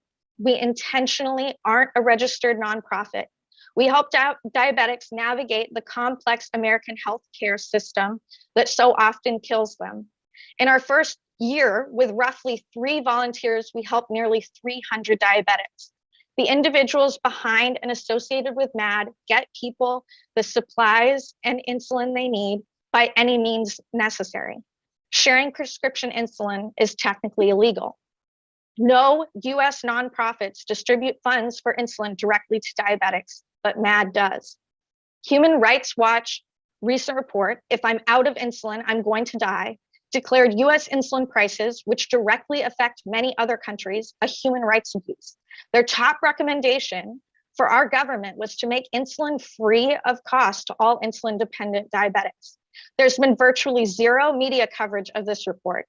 The American Diabetes Association, JDRF, and Beyond Type 1 have not even acknowledged the existence of this groundbreaking report. And the copay cap currently proposed wouldn't have helped me when I was rationing insulin in 2018, nor most of the diabetics who have died. If you want to learn more about MAD or support the diabetics we help with your money or your time, please go to mutualaiddiabetes.com. We are a group of less than 10 diabetics in America who desperately need your help. Thank you. Thank you so much for that, Zoe. Tell us, how exactly can people with diabetes from across the globe or within the US help exactly? Yeah, so we're a completely remote group. So we have a lot of things that that people internationally can do. Obviously, people from other countries are probably not going to be able to help us with like the actual navigation of the American healthcare system as easily as someone in America would be able to. But we need help with all types of outreach, media. There's no shortage of work to be done, even administrative things. And then you can support us financially on our website through our GoFundMe fund or with a monthly reoccurring Patreon donation. Okay, thank you so much for that, Zoe. And now we're gonna be joined by one of those very lucky individuals who is blessed by time zones. We have Leon Tribe joining us from Australia. Leon is also one of the ddoc voices. He also joined us last week in Barcelona because of a very special reason. Leon, it was so exciting. You presented your own poster at a scientific conference, and you're a person with diabetes. Yeah, it was fantastic, and thank you to ddoc for giving me the opportunity. It was unique and amazing, and I loved every moment of it. So thank you for that. So I managed to get a poster. Here it is. This was the poster that was at Attd, and yeah, I don't have a medical background at all. I dabbled in academia many years ago, about 30 years ago. I studied physics, and there's a few physics papers out there with my name on them. But how it came about was I'd attended Attd virtually last year, and therefore I was on their mail list, and they'd called for abstracts for papers. And in a fit of hubris and courage, I submitted an abstract based on one of the blogs I'd written at practicaldiabetic.com. And they were crazy enough to accept it, which is fantastic. So I put a poster together using PowerPoint and Visio, so not complicated tools, just stuff that's available out of office. And I received tremendous help from ddoc, as I mentioned, in terms of assisting me sort of meet the right people over there and getting me into Barcelona, but also from the ddoc voices. So Hannah, you helped me, of course, Katarina, who I don't think is on the call today, Dawn, who we heard from earlier, and Rochelle as well. They all helped me refine the poster, and they've had a lot more experience with the sort of medical academic world, which is fantastic. It was such a shock to get accepted. But look, if the best thing I've learned from this, and the thing which I think we all need to realize is if this opportunity comes for you, if you feel you've got an idea or something that needs to be said, go for it. This poster is direct proof that our voice has value in this arena. So please do go for it. If you've if you've discovered something, if you're researching something, and it may be just private research like me, writing your blog, you gotta go for these things. it's been nothing but a positive experience for me. And as I say, the ddoc organisers and the ddoc voices are nothing but supportive. So by all means, embrace these opportunities. In terms of next steps, I'm looking to take the poster and get a published paper out of it. So when I was at Attd, I approached some of the authors of the papers I'd cited from the poster, and I've had a couple of them say yes, we'd be happy to write with you. I'm going to approach some here in Australia as well, see if I can get them on board. And I also approached Moshe Philip, who's one of the main organisers of the two of them, saying that I've got the poster and I'm looking to get published, and he's given me his word that if I do get it published, that he'll make sure it's in the yearbook for that year's conference. So now I've got the goal to chase. Amazing. But so I've got his word now. I didn't get it recorded, unfortunately, but I did. Yeah. I'm sure he's a man of his word. Absolutely. Well, thank you so much, Leon. That would have been my question to you, really. What's next? But you seem to have a pretty clear plan. And maybe at the next Doc Day or the one after that, you can present an update on all that. We congratulate you. This is so exciting. I mean, we can't stop talking about the ddoc voices because they're so amazing. But it's really cool to see you also enter that scientific arena. Congratulations on that. All right. Thank you very much. Thank you. Well, now we have a guest that I'm especially excited for because, I spend a lot of time on social media, really, and the people that I follow are amazing, of course, and when I get them to join our events, that's even more amazing. So I'm really, really excited to have Alice D'Alessandro here. Alice, take it away. Tell us your story with diabetes. Sure. My name's Elise D'Alessandro. I use she, her pronouns. I am based in Cleveland in the United States. I have type 2 diabetes. So I definitely wanted my voice to be represented here because we have not as much visibility with type 2 diabetes. I think so much of the narrative is from people living with type 1 diabetes. And I totally understand that. I totally understand why.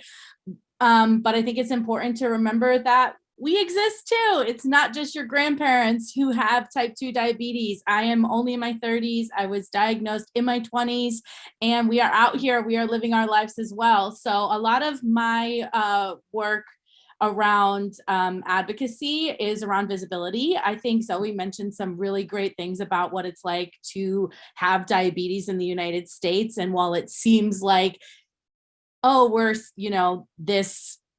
we have all these privileges, and we do. The healthcare system is complicated to navigate. And so for me, I kind of let folks who are more versed in that, such as Zoe, deal with that stuff. And I like to deal with visibility for other folks with type 2 diabetes, because oftentimes they're getting diagnosed and they're not necessarily sure what to do. And especially with type 2 diabetes, you are blamed.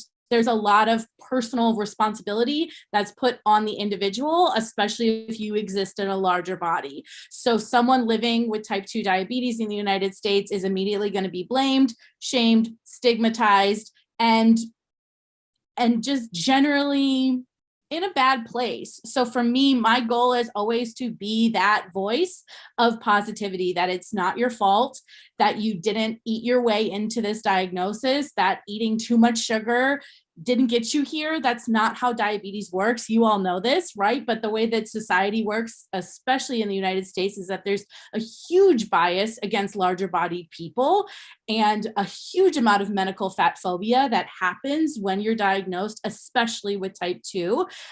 So for me, I want to be that counterbalance to that. I want to be that counter voice that tells you that it's not your fault, that it's okay, that you can live a very full life with type 2 diabetes, no matter what age you are when you were diagnosed.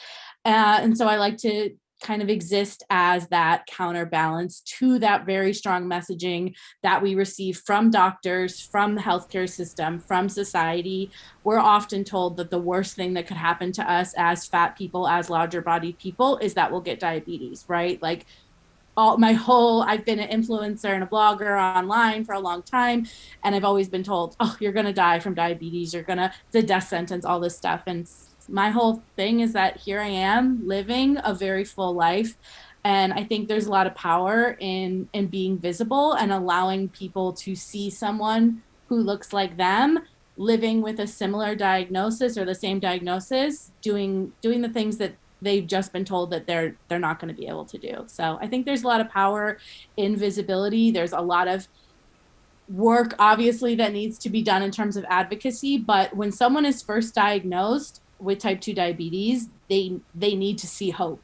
They need to see someone living with diabetes that looks like them. And I like to be that entry point for people. So I appreciate so many perspectives that have been here, and I hope that, I can help too. Oh, absolutely. I am absolutely certain that so many people out there watching right now feel seen, feel validated in their experience. And that's exactly why I wanted you in this event, because I think it's so important. There is huge power in visibility. And I do have to say, I mean, you mentioned this, the diabetes advocacy world, it is very, very focused on type 1 diabetes. And I believe that many of us in the type 1 space actually need to really face the fact that they have been contributing to some of that stigma. I know I have, so I also live in a slightly larger body, and for me, for a while, it was really important to differentiate between the different types, So people would look at me, say, diabetes, but you're so young, and then I would make sure that they knew that type 1 has nothing to do with lifestyle. And by doing that, I validated all the stigma, I reinforced it, and I've since learned the error of my ways, and I hope that many other people with type 1 will do the same and start advocating for people with type 2 as well, because there's strength in numbers, right? So we all need to work together, and nobody can be protected from stigma if we're working against each other and just trying to distance each other from stigma. We need to fight against that stigma. So thank you so much for your contribution today, Alice. I'm really glad that you joined us. Thank you. And now we have a very special guest who's been at ddoc events before. She's also a ddoc voice. I know, they're all amazing, but you see that yourself. We have Tapi Semenya from South Africa joining here, and she's going to be talking about a very special topic that's close to her heart, and I'll just give you one word, Ubuntu. Tapi, tell us more. Thank you. Okay, so as you know, you wouldn't be from South Africa if you don't know about Ubuntu. Ubuntu is an ancient Zulu word meaning humanity towards others, and is said as umuntu gumuntu, ngabanye abantu, simply translating to I am because we are. Our late former President Nelson Mandela says, in Africa, there is a concept that is known as Ubuntu, the profound sense that we are human only through the humanity of others, that if we are to accomplish anything in this world, it would in equal measure be due to the work and achievement of others. So a little backstory about me is, well, I was diagnosed a long time ago, which is 2006. And, when I grew up, I always thought, I am the only diabetic. And in my community, I often felt alone. I often felt as though there was nobody else who could relate to my story. But what I didn't realize is that, my community actually was behind me. And it's what actually made me feel loved and supported around my community. And for me, I then changed my mind I think when I went to my first year of Advocacy, when I decided, you know what, I reach out to as many diabetics in South Africa as there were, and we are going to transform this thing of diabetes, this condition called diabetes, and we're going to now change the narrative that we are all alone, but rather we are together in this. And so for me, I feel as though peer support is what truly did help me in feeling welcomed and in making me feel better about my condition, because diabetes is one of those conditions which can be very difficult to live with. But in peer support, it becomes a bit more easier. And for me, I truly needed people to help me realize this. And my message for today basically is, let us spread kindness and compassion towards one another. Ubuntu is truly about putting yourself in the next person's shoes and doing what the next person, just understanding what the next person is going through. And for me, as part of ddoc, I really love what each and every one of us are doing in the diabetes community, because we cannot do this alone, and we can achieve much more when we do things together. And I would like to leave you guys with a quote from the late Archbishop Desmond Tutu, which goes, Ubuntu, I am what I am because of who we all are. It is a sense of being a human. You can't exist as a human being in isolation. It speaks about our interconnectedness. You cannot be human all by yourself. And when you have all this quality, which is Ubuntu, you are known to for your generosity. We think of ourselves far too frequently as just individuals separated from one another, whereas you are connected, and what you do affects the whole world. When you do well, it spreads out. It is the whole. It is for the whole of humanity. For me, I want to say, let us take the spirit of Ubuntu and go out there and make the change that we want to make. I leave you with the words in my home language, which is the Pedi, which goes Motu ke motu kabatu. Thank you. Thank you so much, Tapi. I will not add anything to that. I think it was beautiful, it was perfect, and exactly the take-home message that we all needed today. Thank you. And now our final speaker is my colleague. I still can't believe that this is real. Our newly appointed head of advocacy, Renza Shibilia, also joining from Australia. Renza, we're so happy to have you. And are you still awake? Oh, barely, but I'm jet lagged anyway, so it doesn't matter. I've got no idea what day it is, who I am, but hey, I'm thrilled to be here. I'm thrilled to be able to call you my colleague. And as ever, Docday is a truly, truly remarkable event showcasing some incredible people in the community. I had the great pleasure of having a quick chat about community and sort of wrapping up what we've heard today. But before I start, I would like to acknowledge the traditional owners on the lands where I'm coming from. It is beautiful, beautiful Wurundjeri land here in Melbourne, Australia, and I would like to acknowledge elders past, present and emerging.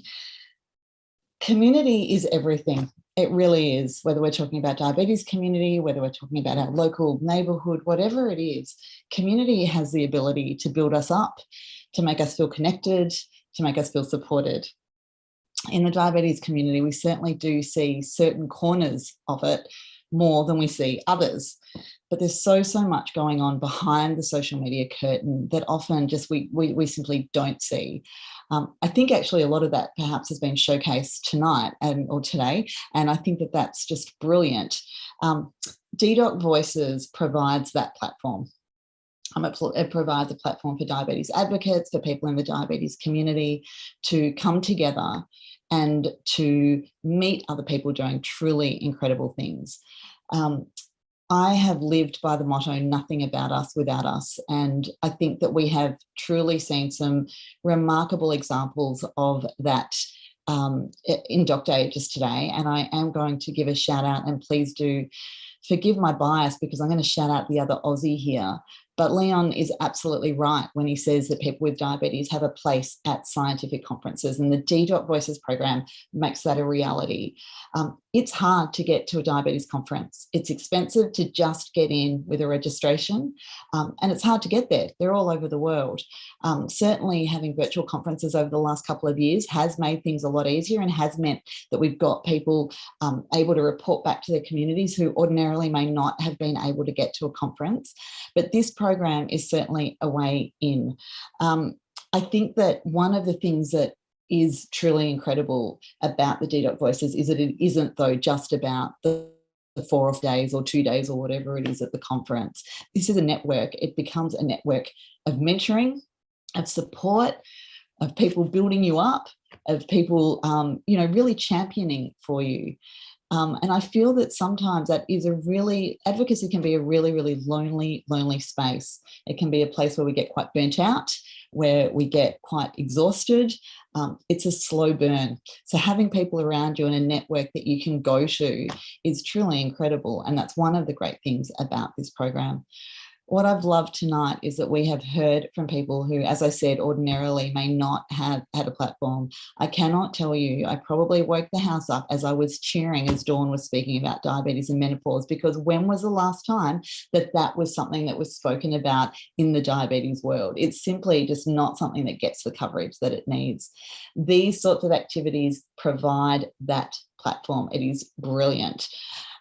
So I'm thrilled for everybody who's watching. Please do get involved because it is open to everybody. I'm thrilled to the people who have stepped out of their comfort zone perhaps and presented today, and for everybody for sharing their stories. Being vulnerable is tough, and sometimes we do that as advocates and as people living with diabetes, but it does help others. I'm going to give a quick plug to the ddoc Voices program and how you can get involved, because we will be opening up applications for the next round of scholarships just next month. Keep an eye out across the ddoc socials and really throw your hat into the ring. This is a really great opportunity for you to meet others and to become part of something bigger, part of something that's really meaningful, and learn from others. As I said at the beginning, community is everything, and I'm so delighted to be part of this community. And Steffi, I'm just overwhelmed by the incredible work you and Hannah have done to bring all this together today. What a brilliant program. Hannah behind the scenes. I'm thrilled, and I just feel like we really are continuing to really grow this community in such a meaningful way. Oh, we are. Thank you so much for that pep talk when it comes to community and advocacy, and really for that summary of today's event. I couldn't have done it any better. Thank you so much, Renza. Thank you. So before we move on to Doc Night, I just want to say this was incredible. I thank everyone who was involved, who shared their stories. I don't know about you, but I certainly do feel seen, understood, validated, and certainly inspired. So I want to meet all of you at Doc Night, but before that, I'm left with a whole lot of thank yous. So again, thank you so much to the ddoc Voices, not only those covering ATDD last week, but also the alumni. So all in all, we're a network of more than 120 people from more than 40 countries. I think that's amazing, and Renza explained how wonderful this network is, so please do apply to join us. Thank you for allowing us to join ATTD. Thank you to Tadej Bartolino and Moshe Philippe. Thank you so much to our partners who have supported this program here at ATDD. So thank you Lilly, Medtronic, Sanofi, Dexcom, and Diabeloop. And thank you to you, everyone who joined us today, who was part of the conversation online. We see all your tweets and your comments and your questions, and we love the engagement and the fire you bring to this community. It's just incredible. And yes, please follow us on social media so that you can get involved with all upcoming projects, the doc days and the symposia that we're looking forward to. Thank you to the incredible team around me that make me feel less alone behind this very big camera here.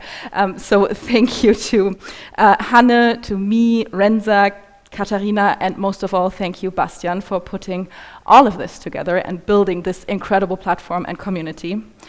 And thank you to Jürgen and to Timo behind the scenes, helping us running this show as smoothly as we can. And now, please join us for Doc Night. It is a very relaxed, very informal way of getting to know each other, so please join us at kumospace.com/docnight. We really look forward to seeing you there.